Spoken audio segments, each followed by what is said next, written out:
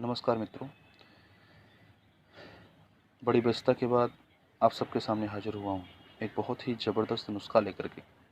और एक ऐसा नुस्खा जो नामर्दी को जड़ से ख़त्म करने के लिए इसकी कुछ चंद खुराक ही काफ़ी हैं। चंद खुराकों में ये नामर्दी को जड़ से ख़त्म करता है और गारंटेड रूप से ख़त्म करता है।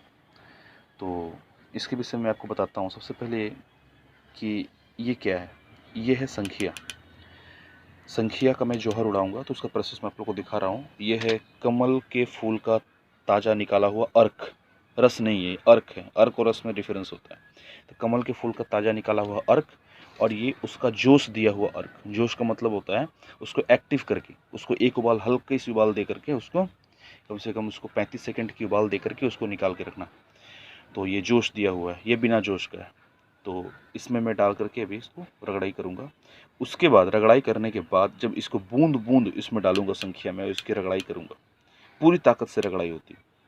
फिर जाकर के एक बूंद सूख जाए तब जाकर दूसरी बूंद डालनी पड़ती है। इस तरह से मैं ये दोनों रस को, इसको पहले मैं पूरा खपाऊंगा, फिर जाकर के जो बचा है उसको जोश दे करके फिर उसमें बूंद बूंद डाल करके इसको भी मैं खपाऊंगा। उसके बाद ये टिक्की बन के तैयार हो जाएगी। ये टिक्की बनेगी तो ये टिक्की कुछ ऐसी बनेगी। ये देखिए, ये कुछ ऐसी टिक्की बन के तैयार होगी। मैं आप लोग को दिखला रहा हूँ।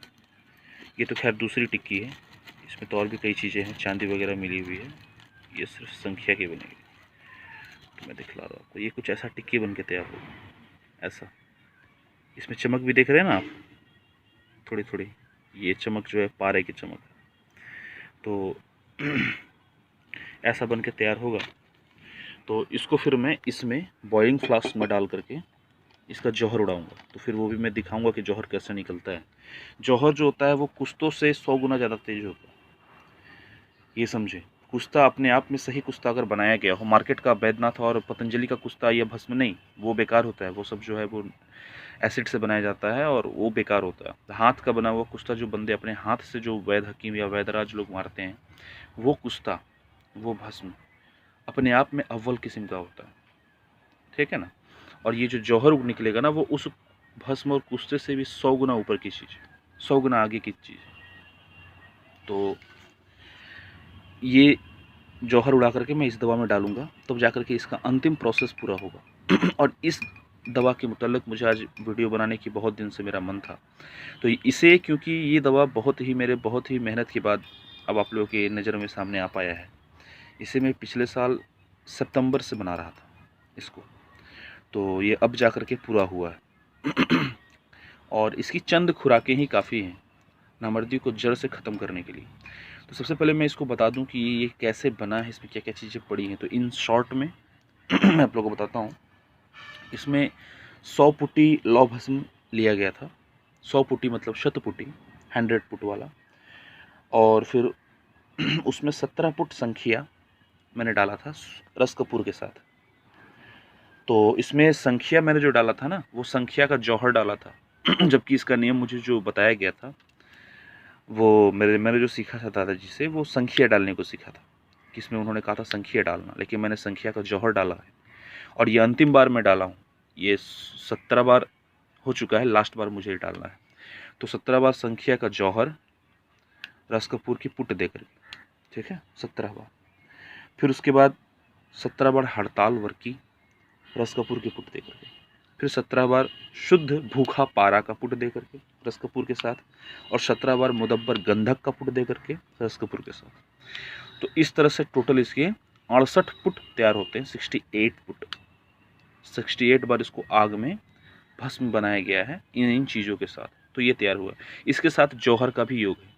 तो पहले बता चुका हूँ कि जो सिर्फ संख्या से जो दवाई बनती है, वो अपने आप में अव्वल किस्म की होती है। तो इसके विषय में मैं आपको बता दूं कि एक रत्नागिरी नाम के एक साधु थे। जैसे कि मैंने सीखा है इस चीज़ को, अपने सुना है दादाजी से।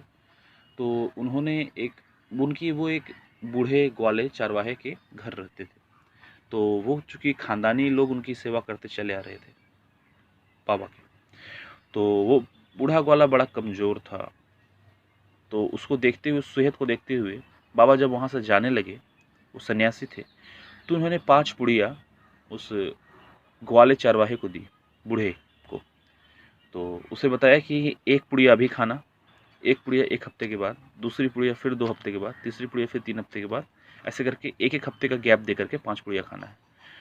वो पता नहीं ईश्वर का संजोग था या उसकी गलती थी, पाँचों पुड़िया उसने एक साथ ही खा ली और उससे उसकी सेक्स पावर इतनी बढ़ी कि वो रात में ही नौजवानों की तरह सेक्स करने लगा। और कितनी बार भी संभोग रचाने के बाद जब वो शांत ना हुआ तो उसकी कामोत्तेजना और बढ़ती गई। लास्ट में वो उसकी हरकत अजीब टाइप की उसकी हरकत हो गई। तो लोगों ने उसे पकड़ करके फिर बाबा के पास ले गए।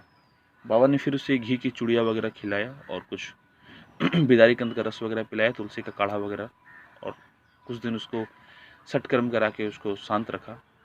तब जाकर के लास्ट में भी उसको काम नहीं है, तब जाकर उसको केले के जड़ का रस पिलाया गया। माना जाता है कि केले के जड़ का रस यदि पिलाया जाए तो आदमी नपुंसक हो जाता है। उसको पिलाया गया, तब जाकर उसकी कामोत्तेजना थोड़ी ठंडी हुई और उसके बाद फिर उसने 3 जवान स्त्रियों के साथ शादी किया और अपनी ज़िंदगी खुशी से बिताई। तो ये वही योग है। इसको आयुर्वेद में अतुल शक्तिदाता योग के नाम से भी जाना जाता है, मगर ये थोड़ा सा डिफरेंस है अतुल शक्तिदाता योग से, क्योंकि अतुल शक्तिदाता योग जो है वो आयुर्वेद की है और मैंने जो सीखा है वो आयुर्वेद और यूनानी और हकीम जिसे बोलते हैं, ये तीनों चीज़ों का मिश्रण है।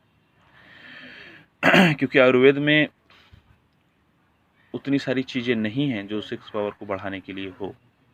ज़्यादातर जड़ी बूटियाँ हैं और जड़ी बूटियों पर मैं विश्वास नहीं रखता हूँ, क्योंकि जड़ी बूटियाँ काम नहीं करती हैं, ये सत्य है।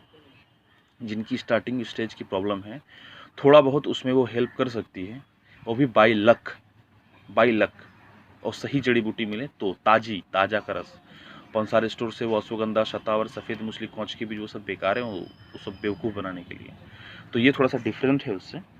तो ये वही है, इसको मैंने उसी दवा को फिर तैयार किया, वो मेरे खानदानी चला रहा है। तो वही वाली जो दवा थी जो सन्यासी रत्नागिरी ने उस ग्वाले को दिया था, वो यही दवा दिया था। तो इसकी मिजाज अभी इतनी तेज है कि इसकी एक खुराक कोई बर्दाश्त नहीं कर सकता। तो इसे मैं लास्ट में संख्या का जौहर डालूंगा, जबकि उन्होंने जो साधु ने जो बनाया था, जैसा कि मुझे पता है कि जैसे कि सुनते आ रहा हूँ मैं कि उन्होंने संख्या डाला था उसमें, लेकिन मैंने संख्या का जौहर डाला, वो पहले से भी ज़्यादा तेज है। तो अब इसको ये 2-3 दिन में बनकर तैयार होगा। उसके बाद मैं इसमें 4-5 जड़ी बूटियाँ डाल करके, जड़ी बूटियाँ कहने का मतलब है कि वो ताज़ी जड़ी बूटियों का रस डाल करके मैं इसको भावना दूंगा। और भावना दूंगा इसलिए कि ये थोड़ी ठंडी हो जाए, ये थोड़ा सा माइल्ड हो जाए, इसकी तेज़ी थोड़ा कम हो जाए, ताकि इसे मैं उसके बाद इसको 5 खुराक को, एक खुराक को 8-8 खुराकों में बांटूंगा। यानी पाँचों खुराक को अगर 8-8 में बांट दूंगा तो 40 खुराक होगी। तो ये 40 दिन की खुराक बनाऊंगा ताकि आदमी इसका सेवन करके इसका फ़ायदा उठा सके। तो इस प्रश्न इसमें पहला उठता है कि क्या ये दवा गर्म है? तो मैं बताऊँ, नहीं, ये दवा गर्म बिल्कुल नहीं, अभी भी ये गर्म नहीं है। ये गर्म बिल्कुल नहीं, ये तेज़ दवा है। तेज़ होने में और गर्म होने में फ़र्क होता है। ये गर्म बिल्कुल नहीं है, ये तेज़ दवा है। दूसरी बात कि ये तेज़ है, इसकी तेज़ी को कम करने के लिए ही अभी थोड़ा टाइम और लगेगा मुझे, लगभग पकड़ लीजिए 7-8 दिन का जो भी टाइम लगेगा, वो इसकी खरल करने के टाइम लगेगा। भावना देना होगा 4-5 रस में, तब जाकर के इसके थोड़ा गुण थोड़ा सा माइल्ड होगा। पूरी तरह ख़त्म तो कभी भी इसको किया नहीं जा सकता है। इसको थोड़ा सा इसका कम, जैसे 100% इसका है तो इसको घटा करके इसको 75 किया जा सकता है, 60 तक किया जा सकता है, उससे कम नहीं किया जा सकता।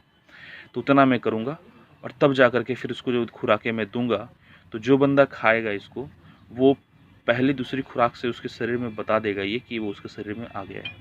और चंद दिनों में कुछ खुराक खाने से 10 दिन 15 दिन खाने के बाद अपने आप उसको समझ में आ जाएगा कि ये दवा में क्या दम है। ये दवा कुछ ही चंद खुराक में आदमी को ठीक कर देती है। और सबसे बड़ी बात कि ये दवा और दवाओं से अलग कैसे है। और दवाइयाँ जो होती है ना, वो बाजीकारक होती हैं, बाजीकरण होती हैं, सेक्स बूस्टर होती हैं। जब तक शरीर में आपके हैं तब तक वो अपना परिणाम दिखाती है। जब ख़त्म हो जाएंगी तो उसका परिणाम भी धीरे धीरे ख़त्म हो जाएगा।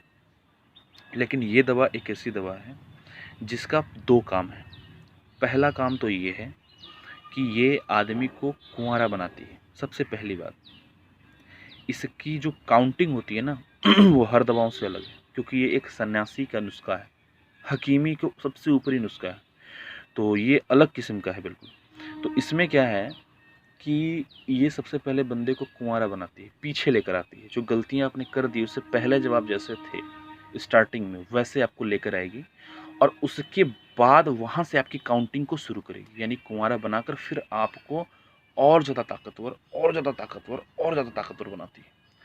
और आप सोचिए जब कोई बंदा फिर से कुंवारा बन जाए तो वो फिर से ज़ीरो से स्टार्ट कर सकता है अपनी काउंटिंग। और अगर वो गलतियाँ ना करे, नशा वगैरह ना करे और उल्टी सीधी तासीर वाली चीज़ें ना खाए और ज़्यादा हस्तमैथुन ना करे, अपना वीर्य फालतू का बर्बाद ना करे, जब उसको भीतर से इंतशार आए, नेचुरली जब उसको सेक्स डिज़ायर उठे तब वो सेक्स करे, तो उससे हानि नहीं होती है। लेकिन तरह तरह की पॉर्न मूवी देख करके या किसी भी तरह के गलत काम से जबकि अननेचुरली तरीके से सेक्स किया जाता है तो हानि होती है। ये डिफरेंस होता है मैस्टरबेशन करने में, हस्तमैथुन में और सेक्स में। तो जो बंदा हस्तमैथुन करता है या अनएच्छिक सेक्स करता है, जो बाहर के उत्तेजक से, इम्पल्स से प्रेरित होकर के, चाहे वो पॉर्न मूवी हो या कोई भी तरह का हो, उससे इम्पल्स से प्रेरित होकर के जब वो सेक्स करता है तो वो गलत होता है। जबकि एक साथ रहते हुए जब उसको नॉर्मली, जब नेचुरली जो भावना आती है वो करना ठीक है। अब ये भावना किसी में कितनी आती है ये बोलना बड़ा मुश्किल है। वो आदमी के अपने अपने प्रकृति के अनुसार, गठन के अनुसार होता है। तो जिसका जैसा है वो वैसा ही करे तो ठीक है। तो ये दवा जो होगी ना, ये सबसे पहले आपको कुंवारा बनाएगी आपके। अच्छा, मैं आपको थोड़ी सी इसमें थोड़ा सा आप लोगों को थोड़ा सा मैं बता देना चाहता हूँ कि मेरी दवाइयाँ जो होती हैं वो क्या होती हैं, इसके कैरेक्टर कैसी होती है। तो आज मैं अपनी दवाइयों के कैरेक्टर के विषय में बात करता हूँ कि मेरी दवाइयाँ जो होती हैं वो सारी दवाइयाँ जो है तो वो परमानेंट सोल्यूशन के लिए होती है, वक्ती तौर पर असर करने के लिए नहीं होती है। वो हमेशा से ठीक करने के लिए थी, क्योंकि वक्ती तौर पर असर करने वाली दवाइयाँ मैं नहीं बनाता हूँ। दूसरी बात, मेरी दवाइयाँ सबसे अलग इसलिए होती है क्योंकि देखिए ये मेरा सौभाग्य है कि मैं ऐसे गुरु के, दादाजी कहिए, गुरु कहिए, जो भी कहिए, परम सत्ता कहिए, उनके शरण में मैं आया और मुझे इस चीज़ का इतना गहरा ज्ञान मिल पाया जो कि किसी सेक्सोलॉजिस्ट को शायद वो मतलब MBBS या BAMS की डिग्री करने के बावजूद भी नहीं मिलेगा। तो ये टोटली प्रैक्टिकल नॉलेज है। तो इसमें क्या होता है कि जो लोग मैं आपको इसे समझाता हूँ कि जो लोग लोगों को दवाइयाँ देते हैं वो या तो दो चीज़ देखते हैं कि गर्मी वाली दवाइयाँ दो या फिर ठंडी दवाइयाँ दो, वो ये देखते हैं। जितने भी लोग वैद्य हकीम हैं वो इसको देख करके दवाई देते हैं। ठंडी दवाइयों में क्या आता है?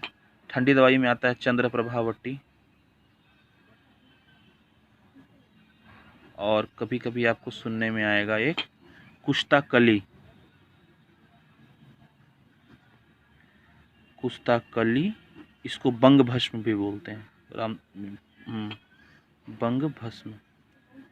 तो ये चीज़ दे देते हैं। ये क्या देख के देते हैं वो लोग कि अगर किसी बंदे को कतरे आ रहे हैं, कतरे आ रहे हैं मतलब लिंग उसका सिकुड़ गया है, छोटा हो गया है और कतरे उसमें से आते हैं पेशाब के साथ या फिर कुछ गलत सोचने के बाद कतरे आ रहे हैं, इसको बंद करने के लिए वो कुश्ताकली, बंग भस्म वगैरह दे देते हैं। ठीक है, ये उन लोगों का फंडा है कि कोई बोलेगा कि मेरे शरीर में कमजोरी आ गई है, मुझे धात गिरती है, मेरा लिंग से चिपचिपा सा पानी निकलता है, जो कि लक्षण है कम मतलब कि शरीर में कुछ बीमारी पल रही है या नामर्दी की शुरुआत हो चुकी है, ये इसका लक्षण है। और बाद में जाकर ये बहुत ज़्यादा बढ़ जाता है ये प्रॉब्लम, तो उसके लिए बंग भस्म कुश्ताकली दे देते हैं। जिससे ये होता है, ये ठंडी चीज़ें हैं। ठंडी होने से क्या होती है कि वो जाकर काम उत्तेजना को शांत कर देती है और नर्वस सिस्टम को, फंक्शन को डाउन कर देती है। जिससे क्या होगा कि ये कतरे आना बंद हो जाएंगे, लेकिन बंदा हो जाएगा नामर्द। जितने भी लोगों ने इन चीज़ों का सेवन किया है उसको आज तक लाभ नहीं हुआ है, हानि जरूर हुई है, वो बंदा नामर्द हो गया है और ये जरूर कहता हुआ मिला है कि भाई मुझे तो वो जब से मैंने वहाँ से फलाना से दवा करवाया तब से पता चला कि मैं और ज़्यादा बीमार हो गया। तो इसका कारण ये है। कुछ लोग देखते हैं कि किसी को कतरे नहीं आ रहे हैं फिर भी वो नामर्द है, लिंग उसका छोटा है, हाँ, तो उसको गर्म दवाइयाँ दे देते हैं। जिससे क्या होता है, वो बंदा 2-3 दिन में दवाइयाँ का असर दिखता है, कभी कभी तो पहली खुराक से दिखता है और बंदा खूब सेक्स करता है, बहुत बहुत बहुत। ऐसे लगता है कि उसके अंदर बाहर से आ गई, लिंग का साइज भी बढ़ जाता है बहुत। लेकिन जैसे वो दवाइयाँ छोड़ता है उसके बाद क्या होता है, वो बंदा फिर यहीं पहुंच जाता है, यहीं पहुंच फिर नामर्द हो जाता है। तो ये दो ही फंडा है उनके पास जो दवाइयाँ देते हैं, आप जिनसे भी मिलो। बहुत ज़्यादा अगर डिंग हाँकेंगे तो बोलेंगे 3 तरह की प्रकृति होती है, वात, पित्त, कफ, ये 3, इसको लेकर के डिंग हाँके। लेकिन उनको नहीं पता कि प्रकृति 3 नहीं होती है, 12 होती है। ठीक है, तो ऐसा कुछ नहीं है, ना सिर्फ गर्मी की बात है ना ठंडी की बात है। मैं आप लोगों को बताऊं कि ये बात किस चीज़ की है, ये बात इस चीज़ की है। एक छोटी सी इन शॉर्ट में मैं आप लोगों को समझाता हूँ। एक होता है central nervous system, CNS।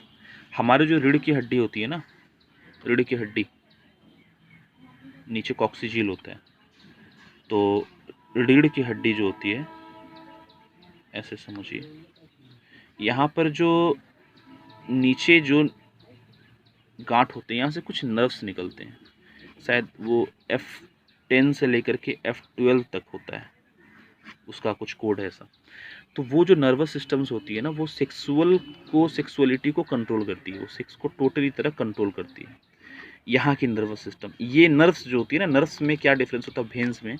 Nerves में बायो इलेक्ट्रिसिटी बहता है, ये बात ध्यान रखिएगा। बायो इलेक्ट्रिसिटी हमारे बॉडी में, कभी कभी देखिएगा केहूनी वगैरह में, हाथ के केहूनी वगैरह में कोई छू दे, या कभी कभी ऐसा झटका सा लगता है करंट सा, मतलब कभी कभी ऐसा अनुभव हुआ होगा हर आदमी, तो लगता है शरीर में कहाँ से करंट आ गया। तो वो नर्व्स में जो होती है ना, नर्व्स में बायो इलेक्ट्रिसिटी बहता है, इसमें खून नहीं बहता, इलेक्ट्रिसिटी बहता है, ठीक है। और इसके बाद ये जाती है लिंग की तरफ। ये पूरा जो लिंग है हमारा, ये थोड़ा ड्राइंग गंदा बन रहा है हमारा, लिंग से लेकर के जो हमारा अंडकोश है, ठीक है, ऊपर ब्लैडर है, ठीक है, यहाँ पे एपिथेलियम है, यहाँ पर एपिडिडमिस है, यहाँ पर ग्लैंड है, मूत्र मार्ग है, प्रोस्टेट ग्लैंड इसको बोलते हैं। तो ये सारा को कंट्रोल करता है ना ये नर्वस सिस्टम, ऐसे समझिए आप।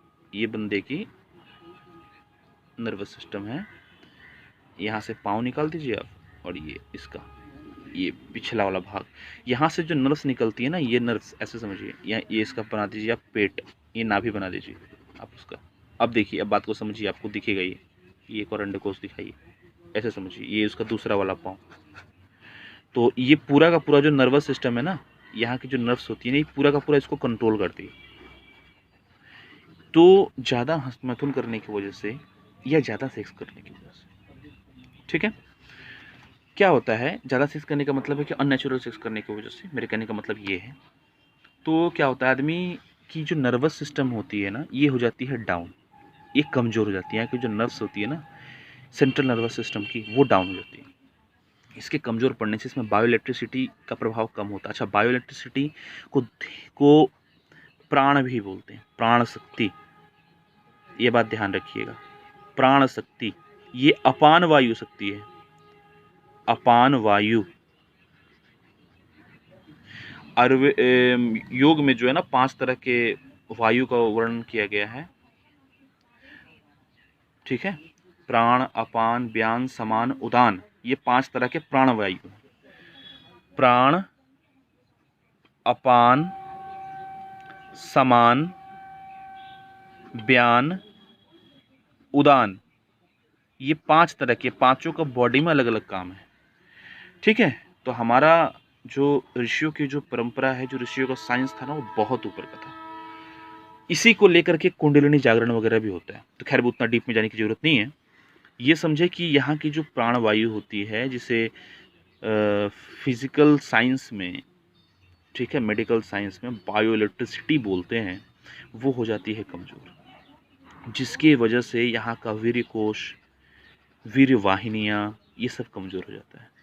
बायो इलेक्ट्रिसिटी नहीं जाती है सही से, तो ये कमज़ोर हो जाती है। कमज़ोर होने के बाद इसमें ब्लड का फ्लो सही से नहीं होता है, ब्लड का फ्लो नहीं होता है, जिसके कारण लिंग धीरे धीरे छोटा होता, सिकुड़ जाता है, चिपटा सा हो जाता है, नामर्दी आने लगती है, शीघ्र पतन होने लगता है। उसमें उसके जो नर्व्स होते हैं, जो वेन्स होते हैं, उनमें होल्ड करके रखने की क्षमता नहीं होती है, वीर्य को तुरंत निकल जाता है।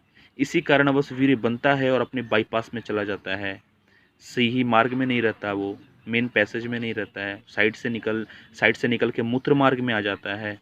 मैं इससे बताऊँ, आप थोड़ा सा पेज मेरे पास, अच्छा, तो जो लिंग है ऐसा समझिए, ठीक है, ये अंडकोश है।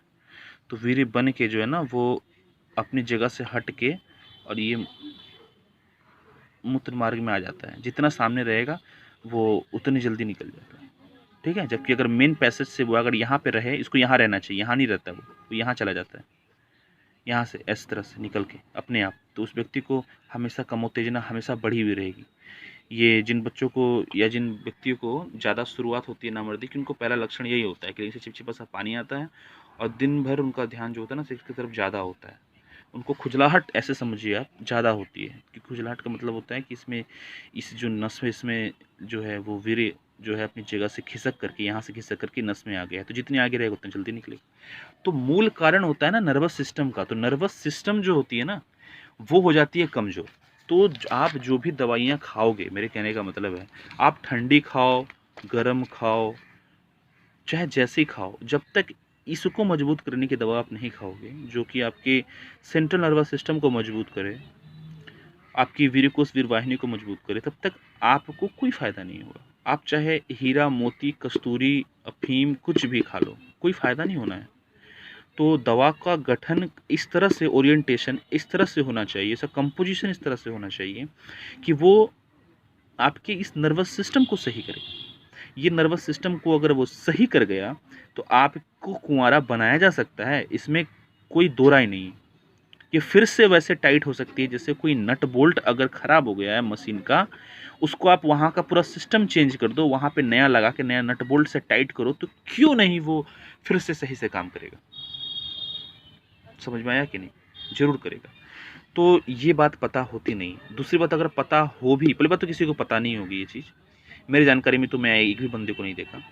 अगर पता होगी भी तो इसकी दवा क्या है सटीक वो पता नहीं होगी। तो इसकी सटीक दवा है ये सारी चीज़ें जो मैं जितनी दवाइयाँ बताता हूँ ना, जिसमें संख्या होती है, वो सारी चीज़ें इसके लिए। तो ये दवाइयाँ उसी के लिए, ये चंद खुराकों में आपकी नर्वस सिस्टम को तगड़ा करेगी और तगड़ा करने के साथ साथ उसको कि सख्त बनाएगी लोहे की तरह, जिससे मैं इतनी गारंटी देता हूँ कि इसको यदि सही से सेवन किया जाए तो बंदे में इतनी ताकत उत्पन्न हो सकती है, उसके लिंग में इतनी ताकत आएगी कि सेक्स करने के बाद भी कई मिनटों तक, आधे-आधे घंटे तक उसका लिंग बैठेगा नहीं, इतनी ताकत होगी। तो अब इसमें कुछ क्वेश्चन उठ सकता है, कोई बोलेगा भाई इसमें इस दवा से टाइमिंग अच्छी होगी क्या? तो ये बेवकूफ़ों वाली बात है, जब मैं खुद बोल चुका हूँ कि इस दवा में इतना दम है कि सेक्स करने के बाद भी आधे घंटे तक लिंग खड़ा रहेगा। तो आपको लगता है कि टाइमिंग नहीं होगी, तो क्या मतलब बिना टाइमिंग का ही लिंग खड़ा रहेगा? कई लोग ऐसे प्रश्न पूछते हैं, तो मैं उनके लिए बताना चाहूँ। दूसरी बात इसमें ये है कि ये दवाइयाँ बिल्कुल भी गर्म नहीं है, तेज़ दवाई है, तो इसको, ये दवाइयों को बड़े एहतियात से, बड़े एतमाद से लेना पड़ता है। ये दवाइयाँ बड़ी नाजुक होती हैं और बड़ी उग्र होती हैं, नाजुक भी हैं, उग्र भी हैं। नाजुक इसलिए है कि इनकी चंद खुराकें फ़र्क दिखाती हैं, ठीक है? इनका कोई साइड इफ़ेक्ट नहीं, सबसे बड़ी बात, ये साइड इफ़ेक्ट ना हो इसके लिए तो मैं मेहनत कर रहा हूँ। आज जो है 7 महीने से मैं मेहनत कर रहा हूँ इसको बनाने में, और अभी भी मेहनत पूरी नहीं हुई है मेरी। अभी भी लगभग जो 10 दिन और लगेगा इसको पूरा कंप्लीट करके पैकिंग के स्टेज पे लाने में। तो इसका साइड इफ़ेक्ट ना हो इसलिए तो इसको मैं इतनी मेहनत कर रहा हूँ। इसकी कोई साइड इफ़ेक्ट नहीं है। बस इसका ध्यान रखें कि इसको खुराक से ज़्यादा ना लें। यही इसका एक साइड इफ़ेक्ट हो सकता है कि इसको खुराक से ज़्यादा लेंगे तो आपको कामोत्तेजना ज़्यादा हो जाएगी, वो बर्दाश्त नहीं होगी। दूसरी बात कि ये दवा काम कैसे करेगी वो मैंने बताया, और आपको इफ़ेक्ट कैसे दिखेगा। ये दवा और दवाओं से अलग कैसे, ये तो मैंने बताया। इसके लास्ट एक बात और ध्यान रखें कि जितनी भी दवाइयाँ आपने आज तक ली होंगी, चाहे वो काम उत्तेजनक हो, चाहे कुछ भी हो, जो भी हो, तो वो बात आपने ध्यान रखा होगा कि उसमें कभी-कभी होता है ऐसा कि लिंग में पूरा तनाव आ जाता है। आपने दवाइयाँ खाई, कोई भी उत्तेजक दवाइयाँ खाओगे, लिंग में पूरा तनाव आ जाएगा, बहुत सेक्स करोगे, बहुत करोगे, लेकिन आपकी रग-रग में कामोत्तेजना नहीं भरती है। वो जवानों जैसी रवानगी नहीं आती भीतर से, वो मस्ती नहीं आती, वो आएगी नहीं ना, क्योंकि जो दवाइयाँ होती हैं ना, वो ऐसे करती है कि लिंग की तरफ ब्लड का फ्लो बहुत ज़्यादा कर देती है कुछ घंटों के लिए, जिससे क्या होता है लिंग में तनाव बढ़ जाता है और व्यक्ति को बहुत आनंद आता है। लेकिन उसका साइड इफ़ेक्ट बहुत तगड़ा होता है। उससे क्या होता है कि किडनी फेलियर होने का डर रहता है, बहुत सारी सिस्टम ख़राब हो जाती है आदमी की, और आदमी का बीएमआर जो होता है, बेसल मेटाबॉलिक रेट, वो ख़राब होता है, ठीक है? मेटाबॉलिज़्म पे इफ़ेक्ट डायरेक्ट पड़ता है, जिससे उसके बाद आपकी इम्यून सिस्टम ख़राब होती है, जिससे क्या होगा, जो दवाइयाँ आज आपको 10 mg की काम कर रही थी, कल आपको उसको 500 mg की खानी पड़ेगी, और ज़्यादा डोज खाने से आपकी किडनी फेल हो सकता है। इसलिए ऊट-पटांग दवाइयाँ इधर-उधर से मत खाया करें। वो लोग वियाग्रा की गोली वगैरह मिला करके उसमें दे देते हैं, ये बात ध्यान रहे, ठीक है? जितने भी हकीम वैद्य हैं, तो क्योंकि कोई भी सही दवा जो है ना वो पहले खुराक से आपको इतनी ताकतवर नहीं बना सकती है, चंद खुराक खानी पड़ती है, उसके बाद बंदा ताकतवर बनेगा, ठीक है। तो ये जो दवा है ना ये ऐसा नहीं करती है, ये ऐसा सिर्फ लिंग की तरफ ब्लड में फ्लो नहीं करती, ब्लड का फ्लो जो लिंग की तरफ नहीं करती है। ये तो आपको पहले तो पूरा बॉडी का नर्वस सिस्टम पे काम करेगी, सबसे पहले पूरे बॉडी के नर्वस सिस्टम पे काम करने के बाद वो इस पे काम करती है। तो इससे क्या होता है, जब पूरे बॉडी के नर्वस सिस्टम पे काम करी तब आपका पूरे बॉडी का नर्वस सिस्टम सुधरेगा तो क्या होगा, आपके शरीर में जहाँ कहीं भी दर्द होगा उसको ये ख़त्म करेगी, कमजोरी होगी उसको ख़त्म करेगी, सुस्तीपन होगा उसको ख़त्म करेगा, ब्लड का फ्लो पूरी बॉडी में प्रॉपर तरीके से करेगा, कहीं भी ब्लॉकेज होगा उसको तोड़ेगा और शरीर में खून को सही से पैदा करेगा लीवर को स्वस्थ करेगा। लीवर जो होती है ना वो खून को पैदा करता है, जिगर जिसको बोलते हैं। तो लीवर को स्वस्थ करेगा, लीवर को खून सही से पैदा करने की, उस खून में रफ्तार पैदा करने की तेजी लाएगा। उसके बाद ये बॉडी में प्राण ऊर्जा को बढ़ाएगा, बहुत ज़्यादा बढ़ाएगा। ये दवा देखने में ऐसी, ये प्राण ऊर्जा बहुत ज़्यादा बढ़ाती है ये चीज़, ठीक है। तो आपके बॉडी में जहाँ कहीं भी बायो इलेक्ट्रिसिटी की कमी है उसको ये पूरा करेगा। दूसरी चीज़ कि ये आपको रग रग में कामोत्तेजना भरेगा, रग रग में। ये ऐसा नहीं है कि आपको सिर्फ लिंग में आपके ब्लड का फ्लो करेगा, ये रग रग में आपको कामोत्तेजना भरेगा और वहाँ से स्टार्ट करेगा, आपको ये रग रग से स्टार्ट करके लिंग पर लाएगा। तो जब आपकी लिंग पर वो, जब आपकी लिंग को ठीक कर देगा ना, तब तक आपको पूरी तरह से वो जवान बना चुका होगा। और इसको खाने के बाद बंदे में इतनी सेक्स पावर आती है, इतनी ताकत आती है कि वो बंदा को, सपोज कीजिए आप पाँव के नाखून से लेके सर की चोटी तक उसको वो सेक्स में डुबाएगा। और यही है असली मर्दानगी। और इसका इफेक्ट ऐसा नहीं है कि आपने खाया और कुछ महीने सालों में ख़त्म हो गया, ये आपको फिर से जवान कर देगा, फिर से उस स्टेज पे पहुंचाएगा और ये हमेशा के लिए आपको ठीक रखेगा, हमेशा के लिए ठीक कर देगा। ये इस दवा की सबसे बड़ी खासियत है। तो अब मैं काफ़ी लंबा वीडियो बना चुका हूँ, क्योंकि बनाना ज़रूरी मैंने समझा। तो अब मैं इसको कैसे भावना दी जाती है छोटी सी आप लोगों को एक दिखाता हूँ। मैंने ड्रॉपर लिया, इसमें से थोड़ा सा बूंद निकाला, इसमें मैंने 1-2 बूंद डाला बस, ठीक है। और इसको अब मैं खरल करूँगा ऐसे करके, इसको संख्या को। अब मैं फिर इसमें से ऐसे करके डालूँगा, फिर 2 बूंद इतनी डाला मैंने।